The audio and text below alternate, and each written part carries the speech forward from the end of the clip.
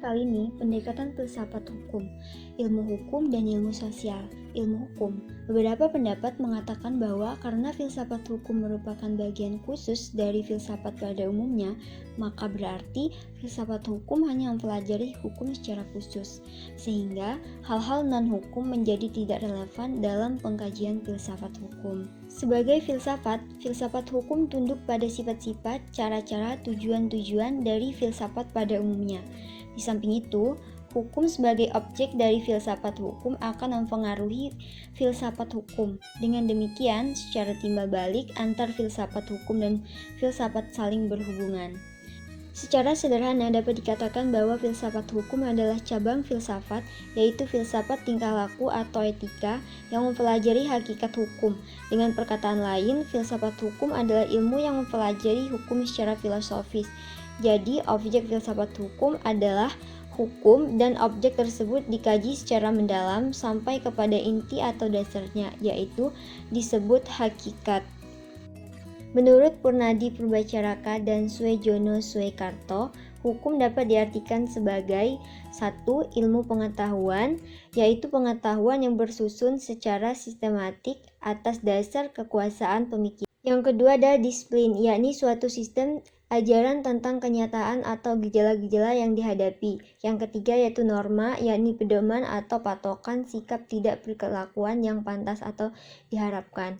Yang keempat adalah tata hukum, yakni struktur atau proses perangkat norma-norma hukum yang berlaku pada suatu waktu dan tempat tertentu, serta berbentuk tertulis. Yang kelima, petugas, yakni pribadi-pribadi yang merupakan kalangan yang berhubungan erat dengan penegakan hukum. Yang keenam yaitu keputusan penguasa, yakni hasil proses diskresi. Yang ketujuh yaitu proses pemerintahan, yakni proses hubungan timbal balik antara unsur-unsur pokok dari sistem kenegaraan.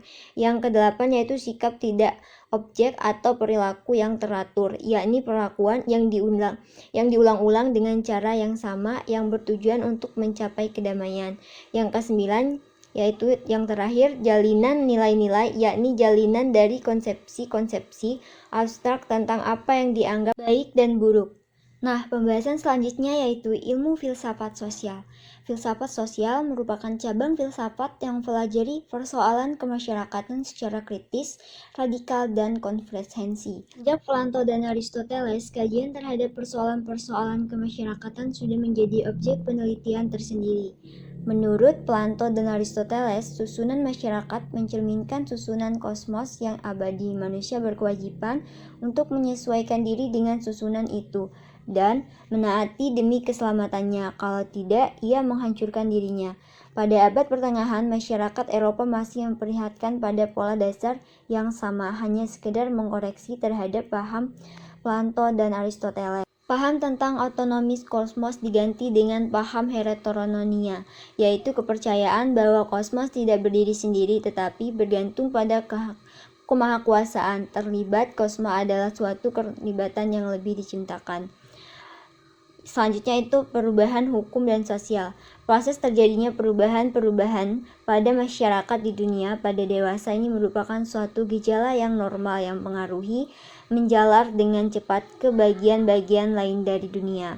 Antara lain, berkat adanya komunikasi modern dengan latar teknologi yang berkembang dengan pesatnya. Penemuan-penemuan baru di bidang teknologi terjadi suatu revolusi, modernisasi pendidikan, dan lain-lain terjadi yang di suatu tempat dengan cepat dan dapat diketahui oleh masyarakat lain yang bertempatan tinggal jauh dari pusat terjadinya peristiwa tersebut di atas. Perubahan-perubahan dalam masyarakat dapat mengenai nilai-nilai, kaidah-kaidah, pola-pola perilaku, organisasi, struktur lembaga-lembaga sosial, klasifikasi sosial, kekuasaan, interaksi sosial, dan lain sebagainya.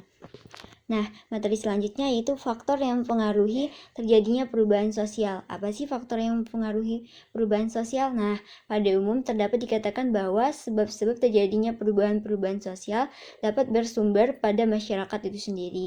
Dan ada yang terletak di luar masyarakat tersebut, yaitu yang datangnya sebagai pengaruh dari masyarakat lain atau dari alam sekelilingnya.